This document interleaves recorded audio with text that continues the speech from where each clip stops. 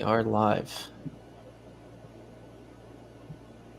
One of the big things to come out of this week was the ending of prep for January of 2026. All the like Amazon prep labeling, all that stuff is coming to a close. Which I mean, I don't know how much that affects people for the most part. Like I feel like a lot of people are either using prep centers or doing stuff themselves. But honestly, if you're relying on something like that all the time, it's probably not a good look anyway. It gets expensive. Yeah, I mean, if somebody's shipping from their supplier direct to Amazon, that's definitely going to impact their business, right? If somebody's sending to Amazon and Amazon's doing the labeling service, I mean, there's a few SKUs that we have that's going to impact, right? Going to have to adjust some of the Yeah, processes there. yeah, it's a minority though. I mean, as far as the prep that Amazon's doing, it's just I think they were saying like it's not. I mean, I don't know any excuse for them to cut costs, but like I guess it just doesn't make sense for them anymore. Yeah, yeah, exactly. I mean, they're charging outrageous prices for it too. Yep, labeling is what it's like 55 cents per label. Yeah, labeling's 55 cents, and then it just goes up from there when it comes to like set creation, Yeah, bubble wrap and polybag, whatnot. And so, anybody just tapping in here, thanks for joining. Hype, what's going on, man? Johan, nice to see you in the live. What's up, brother? Derek, what's going on, man? Haven't seen your name in here. Welcome, welcome. Let us know where you are in the journey. Are you just starting, or have you been selling for a little while? Where are you guys in the process? And Jerry, what's going on, man? Nice to have you join. And so for anybody new, or maybe if you're joining for a few times now, um, just go ahead and fire any questions you guys have about Amazon. Um, I mean, we've spitballed all kinds of ideas on these lives, from like talking about our internal processes in our business to sourcing to how to brand outreach. um, I mean, we're covering high level stuff on these calls, so um, we'll just keep giving away that game. Derek's saying it's my second month selling on Amazon, doing mostly OA. yeah. I mean, if you have any interest in kind of obviously that's probably why you're here is we're all wholesale, right? So just making that pivot, or at least just like learning a little bit more about the business model. I mean, you've definitely come to the right place. I think um, there's tons of people just like yourself that are selling on Amazon, doing something like wholesale, learning, or I'm sorry, doing something like arbitrage, learning the platform, and then kind of wanting to transition into wholesale. It's definitely a very sustainable model, that's for sure. Yeah, online arbitrage is like, you can segue pretty easily from online arbitrage into wholesale. A lot of times, we'll say start by sourcing your existing products that you are, if you're finding products by doing OA, look up a distributor or even the brand directly. Like if that's a product that you're selling well and you can't get it on a replenishable basis from an online retail outlet, um, do do a Google search for brand name distributors, and then put in your area, right? Local distributors, or even go to the brand's website directly. Provided they're not a massive brand, you may be actually to get able to get in touch with that brand directly. um, and so really all of wholesale is all about just once you have your business set up, right, with your EIN and your resale permit and your professional email domain, it then becomes about sourcing those wholesale suppliers and then contacting them to open a wholesale account. um, both of which we have released in-depth videos on YouTube. So as we're answering some questions here, I'll go ahead and pop those into the chat. So Derek, I would say for you, that would be a good starting point. Maybe go back and watch some of those videos, because it's about, you got to source the right kinds of companies and you got to contact them, right, and deliver that outreach strategy. Yeah, so Jerry's saying, going to make the first cold call tomorrow. I'm a little nervous after making an agreement with a brand. How do you get access to change their listings, remove sellers, photos, A plus content, all that stuff? Yep. So I'm just grabbing these videos here.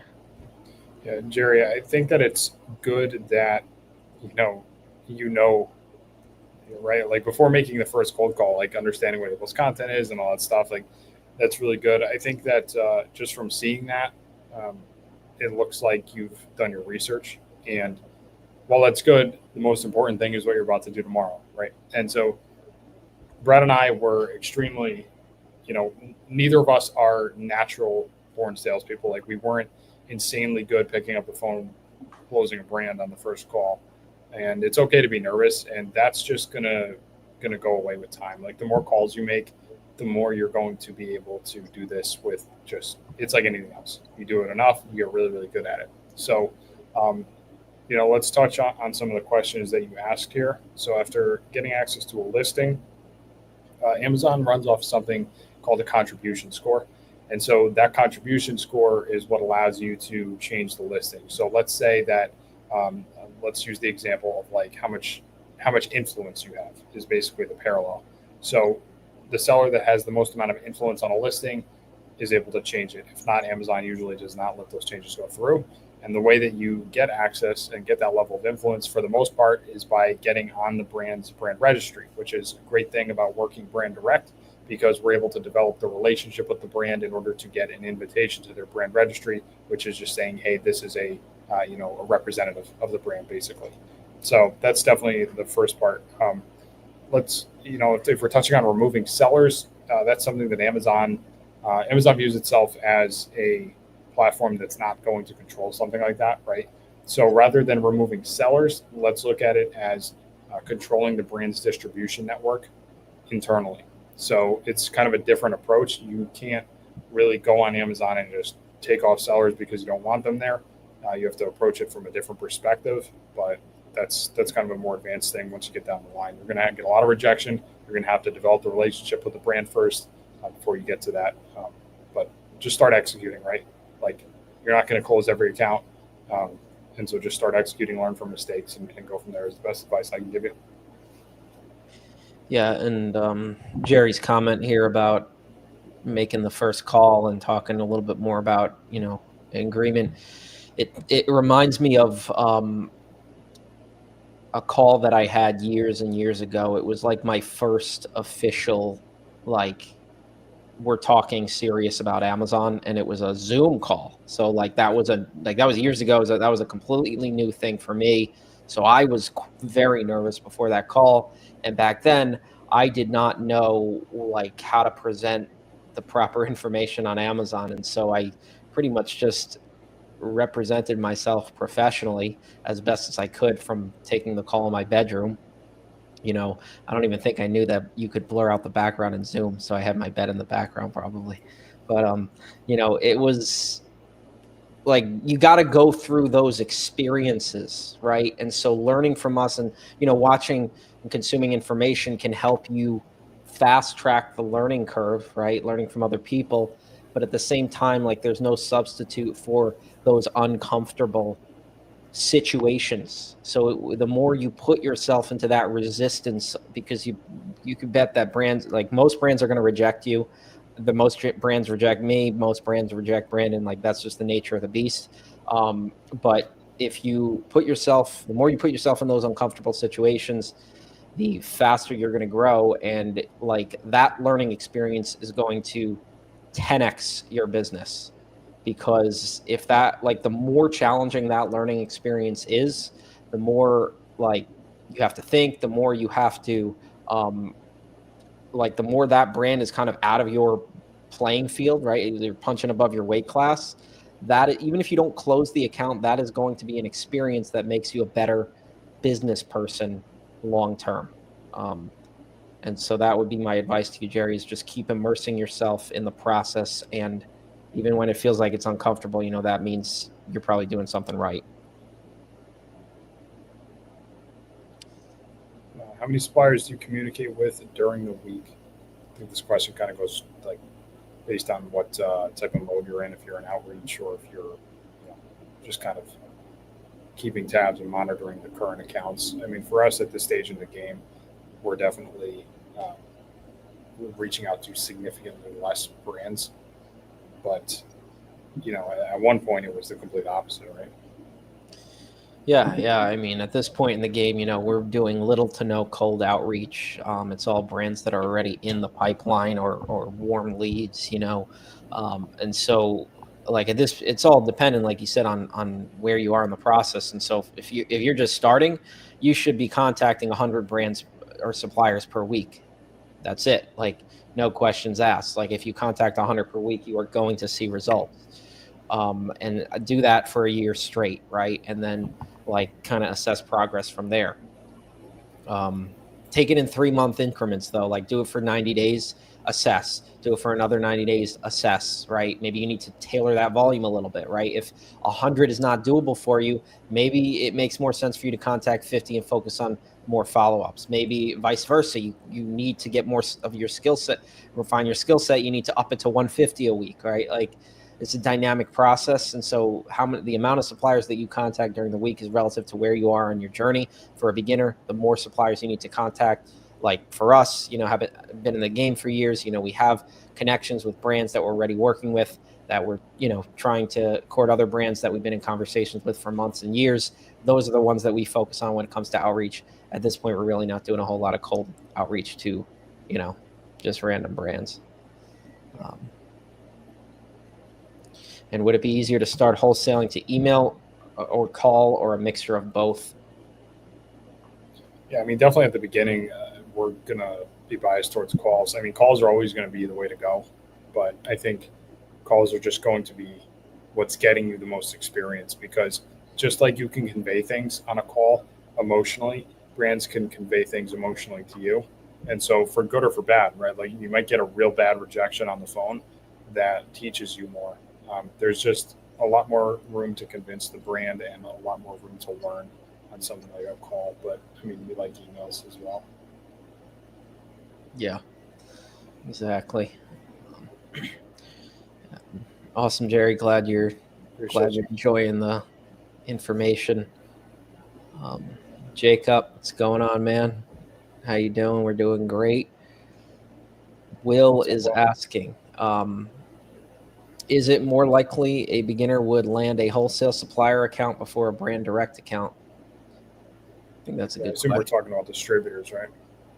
Yeah, yeah, Yeah. I mean, we always talk about some big differences between distributors and brands, and I think part of that has to do with the actual ability to open the account, at least because of how they're driven. Like what motivates a distributor versus what motivates a brand. yeah.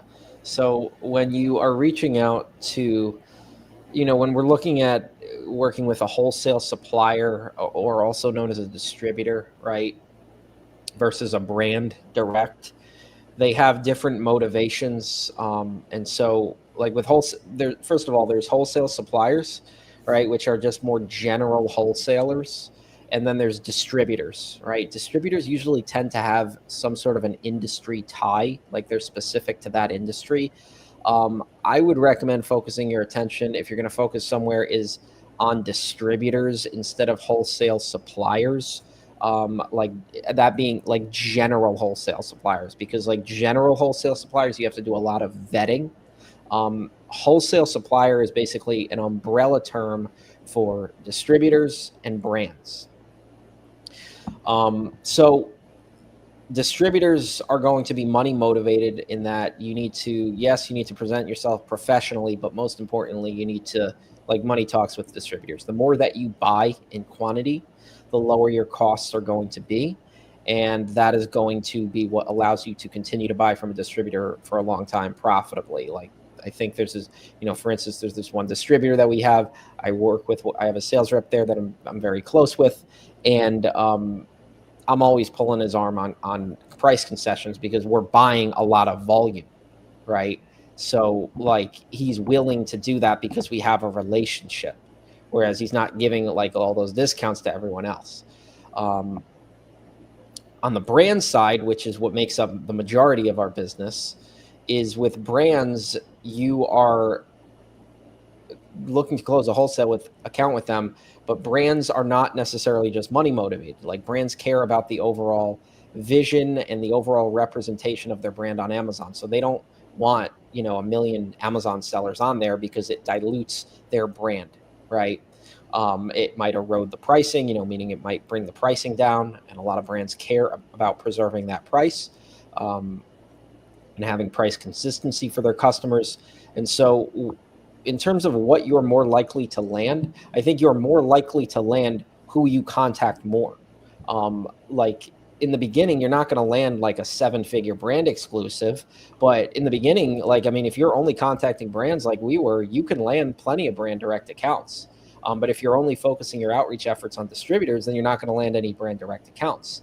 So some might say that brand direct is harder to land than distributors, but if you concentrate all your effort on brand direct, then I mean, I would say it's really not that much harder. I mean, there's just different levels of, barrier to entry. Yeah, it's a different approach for sure.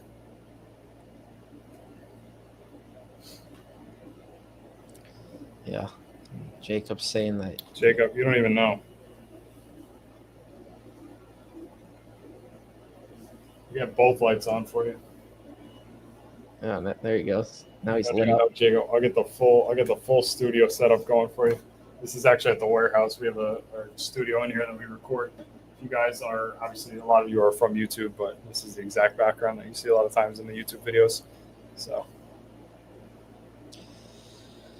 Jerry's asking, I would like to look at smaller brands. Is there a way to know if a brand is not registered in brand registry so I can offer something bigger to them? Mm-hmm, mm-hmm. Yeah, I mean, just like what Jacob said. Yeah, so if you're not using Keep a Product Finder to source, I would definitely recommend using it. And so Keep a Product Finder has some filters where you can toggle on or off different things. And so if you're new to the Amazon brand direct game, 2 of the things that you're required to have brand registry for are a brand store and A+ content. So if the brand does not have that, there is a chance that they do not have the brand registered with Amazon. But other than that, you could always just ask. But kind of the rule of thumb is like, if you look at the brand on Amazon and you know them, then it's probably a brand that's too big. So yeah, but Keep a Product Finder definitely a good way to tell that. And just to go off that, right, I'm just going to share my screen here real quick. So if you are in Keepa, the way you get to that metric is you just go to the data tab here, you go to Product Finder. And by the way, the video that I linked in this live is an in-depth breakdown of this tool. But so definitely go back and watch that video. But you would go to the data tab and then you go to Product Finder, and then there's going to be a whole bunch of information here. And so the metric that we're referencing right now is how do we target brands that do not have brand registry, or even more specifically, do not have A+ brand content, so that we can come in and actually provide them with strategic value. That metric is all the way at the bottom here. So you can actually target brands by clicking in your product finding search. You can click no to A+ brand content here. And this just means that A+ content from the manufacturer, meaning they created it. I would click no next to that. You could even click no next to has a main video if you want to further, look at a brand that is really not good. They don't have a video. So this tool has been very effective for finding brands that what we call are underrepresented on Amazon, meaning, there is strong volume, strong selling price, but there's opportunity for us to come in and actually provide value for them by optimizing their listing, running their ads, growing their presence, and so on.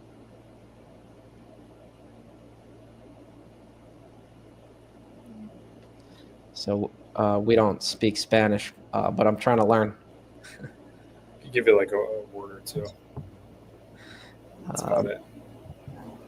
So Derek is asking, and then when applying, but actually, I think you should be able to get this on YouTube. By the way, Gordon, if you're speaking Spanish, I think you can do this on YouTube in Spanish. You could probably play it under the sub captions. So just play with that. You might be able to get it in Spanish. Just a side note. So, and when applying for a wholesale account with distributors, are there any key things except money, of course, that you must have to work with them? I mean, I think that's primarily their motivation most of the time, but they still are going to be hesitant sometimes in working towards you, especially if they've been given a restriction by the brand, right? if the brand doesn't want the distributor to sell to an Amazon seller, you can kind of run into issues from that perspective as well. Yeah. You still want to be authorized by the brand to sell that brand on Amazon, even if you're buying from a distributor, or at least know that like they are not going to um, issue you a claim, right? Like, do you need explicit consent from the brand that your company can sell on Amazon? Not necessarily, but you do. You should have an idea of if they're going to like turn around and issue a claim, because you don't want to mess with that. Yeah, that's the term that Brad has coined as glorified arbitrage. If you are wholesaling but not authorized. Yeah, yeah, that's glorified arbitrage. But also, what glorified arbitrage is that uh, people are buying from generic, like non-authorized sources. So like Yeah, a distributor that they haven't validated that the distributor can tie directly back to that brand in supply chain. yeah, it's on a whole other level. It's Yeah. like, Well, I mean, we got that claim like on the account that has uh, that Amazon said this is theft, right? They said this product is theft, Amazon. And so what did I do with my contact at that particular distributor is, number one, the distributor is listed front and center on the brand's website as the authorized US distributor. And so I went back to them with the information that Amazon's requesting. And because we already have a strong relationship, like they're going to give me that information so that we can get things rectified with Amazon. Like all the measures are in place. So like that may happen to you, even if you do follow all the rules and check all the boxes and, do what you need to do. You still may run into issues with Amazon, but it's the most important thing is to have that information if you ever were to run into an yeah, issue. yeah, and that's something we're dealing with literally right now. Like, we're not, no one's immune to any of this. It's just that we're giving you, other than something like private label, the safest business model that's out there to sell on Amazon. Yeah. Jacob, you are going to screenshot this question, and I want you to save it for yourself because we've got about 30 pallets that are sitting outside the warehouse right now. You are not going to be able to get rid of pallets. That's going to be your problem. Once you start getting things from suppliers on pallets, it's just never ending. So, I mean, you will, if you need one, I'm sure you can go on some sort of website and people give them away for free, but you're not going to have that issue for long. Trust me. Yeah. Um, yeah, I would just search up like pallet places near you. There's plenty of places that will either sell you pallets or just give them away for free sometimes. Yeah. One of the things, because you just mentioned about the theft claim that we have, and we have, it's seeming like there's a lot of weird stuff that's been happening. And today, Brad and I were talking about it earlier, is there is a shipment that we've sent in that was for, I think it was like, this was like 3, 4 pallets. Like it was part of a bigger shipment, but this particular shipment was three to four pallets. Minimal as far as the amount of units, a couple hundred. And Amazon came back today and has received 9,900 units in that shipment. And they are all in FC transfer, which if we ran some numbers on it just for the hell of it, and if we were to ship in that many units, we would have filled up 3 truckloads. So not quite sure what's going on there, but I guess the moral of the story is like, same thing with the theft, with the extra units that seemingly exist that we never shipped. Like Amazon's always going to throw you curveballs, and so I think that if you're a arbitrage seller that's like getting into wholesale or something, by doing this method, you're going to limit the amount of crazy issues that happen. They're still going to happen, but you're going to limit the stuff that is going to come out of nowhere and blindside you. I think we're trying to, again, make this as safe of a business model as we can. Yeah. So Jacob had a shipment recently where they were recommending LTL. So that's huge, man. I mean, you're starting to really grow your volume. And for anybody watching wants some context, I mean, Jacob reached out to us and started working with us a few months ago, and I mean, he's just grown his wholesale business massively. I mean, he's doing like what 10K a month in the first. I don't know. He could probably tell us more, but last time you told us, Jacob, you're doing like 10K a month. So that's like massive in that every single time we see it, the people who put in the work and put in the action and make the calls and source the right kinds of suppliers are the ones who grow their business. Like, it's that simple. You have to put in the work and you have to make the calls. So 22K, correct me, right? I said 10K, 22K. So that's massive. Yeah. 22.7. Yeah, give us the live updates. That's awesome. Yeah, Jacob, send us a new sales screenshot as well, if you can, whenever you get the chance. But yeah. So, Derek, that was that video I linked, which is the Find Products video. So that's linked up above. I do go into depth on Keep a Product Finder on that video. Brad has done so many how many Keep a videos do you think you've done at this point? It's got to be like I'm talking full length or like at least a half an hour a piece, probably more. Yeah, spent a lot of time on that tool. Yeah. Yeah. Real quick, just jumping over to Instagram because we got a question here. Guys, 2 years in, landing brand direct accounts 100 to 700K monthly, only to receive price sheets up to 50% off retail MSRP, and Amazon and third-party sellers are completely trashing MAP below the buy costs. That's something you'll see a lot, is that there's a lot of sellers out there that just don't make any money.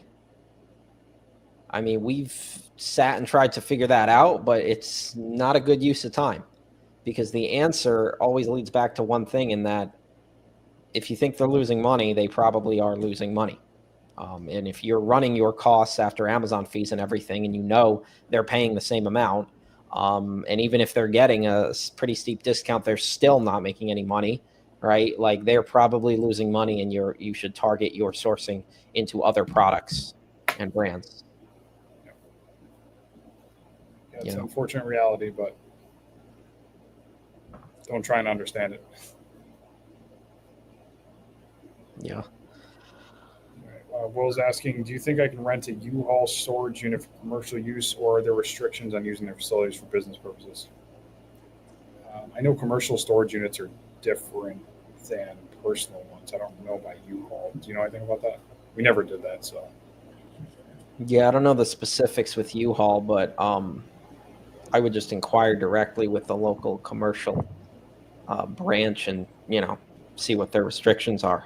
I mean, I know people do that. I've seen other people do that in their Amazon business, and they have storage units that they keep their stuff at. So it's definitely doable. Yeah, there's just a difference between a commercial and a personal use one, I know, and they'll probably have you sign some agreement or something. So I would just look into commercial ones for rent. Yeah. You guys said before that some of your products you send straight from the brand and some from your warehouse. Do you use FNSKU labels or manufacturing labels? Yeah, I mean, it's case by case, but like when we send stuff from our warehouse, it's all FNSKUs. If there's really no reason not to use an FNSKU just because of a commingled inventory. And if you don't know what that is, I'll explain, or Brad will explain. But we can use it as the manufacturer label if it's sending straight from the supplier. Like, we do that a lot. There's really no issue there. especially if you're exclusive. No problem at all. That. Yeah. So Jacob, we got to get that margin up. At your scale, you should be doing like at least 12 to 15% margins at that scale. So I would tap into what we're selling our products for on Amazon. I would tap into our gross margin, right? What are we left with after Amazon fees, cost of goods sold, shipping costs? What are we left with after that, right? Because like at your stage, our operating expenses are not a massive number, right? We're not running a warehouse. We don't have multiple employees. Like tap into that gross margin, and really be keen on that metric. Yeah. So Looking at the other side of that too, you have to consider, right? Like Jacob, your SKU count is not extremely large right now, right? So one product can increase or decrease that total margin by a lot. And that's something that focusing on the sourcing process, because now you're like, all right, I'm starting to close accounts. I'm starting to understand how to do this. Now it's like, all right, let's focus a little bit more on the quality of the leads, which is something that comes over time. right. Yeah. And JG Ecom mentioning on Instagram, no more sending your products directly to Amazon from supplier January 1. I think he's referencing the labeling thing. Is that Yeah, that's all I've seen. I don't know anything. If there's something that we are not aware of that has to do with policy related about sending your product from a manufacturer, feel free to send that our way. But I assume you're talking about the product prepping, which in most cases we are not prepping at all when we're sending direct from the manufacturer. Yeah. But would be curious if you're mentioning something else. Yep. Yeah. Um, yeah. Yeah, so you got to be careful with the returns, right?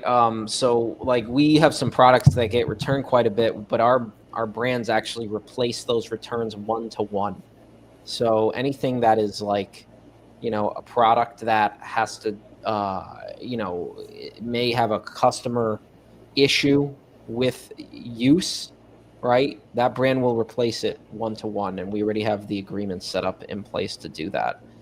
So that's what I would recommend there.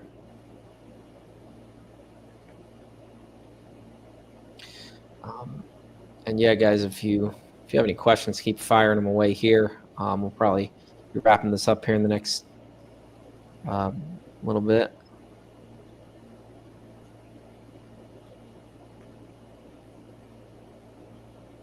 All right, Derek asking, what app do you guys use for shipping inventory to Amazon? I've been hit with inbound placement fees a couple times, and it's eating away my profits. So we actually ship right directly in Seller Central. We don't use a third-party app for shipping, which comes to a lot of people's surprise. But for what we do and how our business is set up, from SKU count to brands that we work with to brand shipping direct to Amazon, we reship out in manufacturer case packs quite a bit. And because of that, it's a nice, clean workflow for us to just do it right in Seller Central. We don't have a massive SKU count, so we're not like needing to like pile all these different SKUs into one shipment like a lot of sellers do who buy from distributors. As far as inbound placement fees, that's something you want to assess on the front end before you've even bought the inventory. You want to analyze in Amazon's revenue calculator, going to the West Coast, Central, and East, and analyze minimal split versus optimized. And we will always estimate it at the most conservative estimate, which is the minimal split to our geographic region, which is the East. If you're on the West, it's going to be more expensive, just based on Amazon's fee structure. But you want to take care of those inbound placement fees before you actually buy the product, and do even a slight overestimate so that when you get the product and actually ship it to Amazon, it ends up being cheaper in most cases.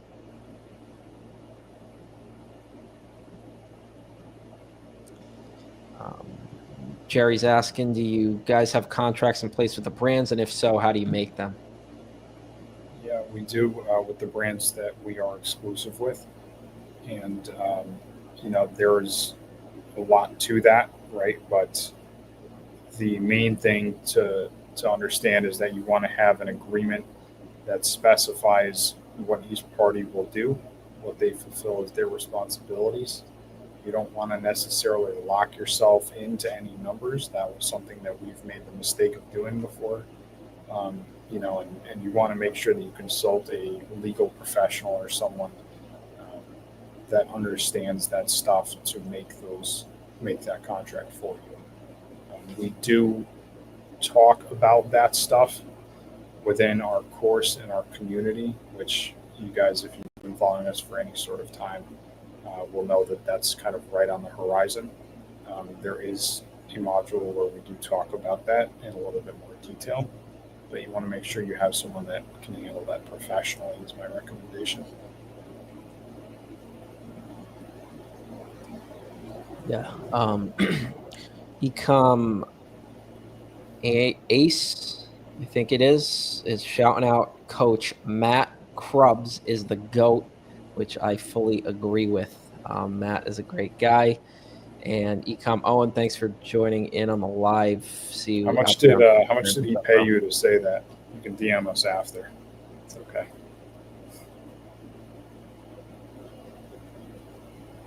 Yeah. So any last minute questions you guys have, pop them here in the chat. Be wrapping this up shortly. And we go live every week, right? So we try to give away as much value and free information as possible to help you grow your Amazon business, right? That's what it's all about. Is putting in the work. It's really all about putting in the work. And like in today's environment, like I think that e-commerce and Amazon FBA has kind of, people have think of it as like, I think somebody outside of the industry may think of it as like, oh, it's oversaturated, and like nobody's making money in that. But like, I mean, when things get crowded, which by the way, this is like e-commerce and wholesale and Amazon FBA has not even reached close to its saturation point. But when things get a little bit more competitive, that is the time when the real ones win, because the people who are successful at this, they plug themselves in, and they differentiate themselves from everyone else, and they refine their approaches. I mean, guys, we've been doing this for half a decade. Like, we have had to go through many iterations and refinements in our business model and our approaches, and that is what has helped us grow and be successful in selling on Amazon. And so that is it. That is exactly what you need to do. And so, Jerry, the community that Brandon's mentioning, that is coming very, very soon down the pike. So continue to tap into these lives, continue to join us here, and you will be well informed as to when we are launching that community. So great to see the new faces we had in here today too. We're all learning together, and we are all learning from each other, and that's huge. So continue to put in the work and tap into our lives, and just keep doing your thing. We appreciate you being here. Yes, sir. Absolutely, guys. We'll see you next week. Peace out. See you then.